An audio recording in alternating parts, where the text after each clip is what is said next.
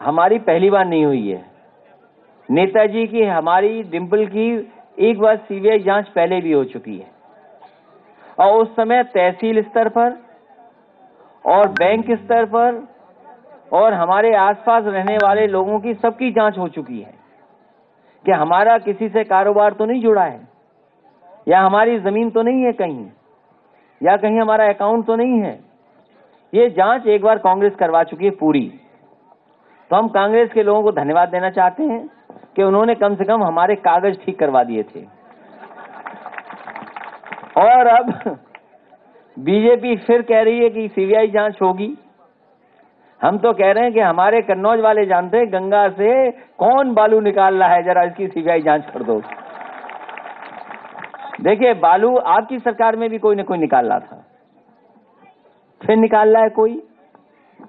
तो हम चाहते हैं, अभी सोनभद्र में 8 गाड़ियां जला दी गई, 8 गाड़ियां, और सांसद का लड़के की जान बच गई।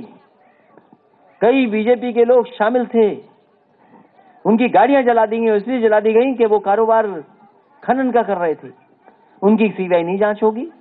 अभी चले जाइए हमीरपुर में आप, ओवरलोड ट्रक, बेपनाह मशीनें लगी होंगी, नदी के अंदर घुस गई होंगी मशीनें, उनकी सीबीआई जांच नहीं होगी। और हमारे इसी कन्नौज की कितनी अच्छी मंत्री हैं, उन्होंने कहा कि हमें कुछ नहीं चाहिए, हमारा पीए ले आएगा, वही हम स्वीकार कर लेंगे। तो ये जो डराने वाला मामला नहीं है, ये कभी कभी आपके कागज भी ठीक हो जाते हैं, और समय समय पर जांच होती रहनी चाहिए, जिसलिए आप गलती नहीं करोगे।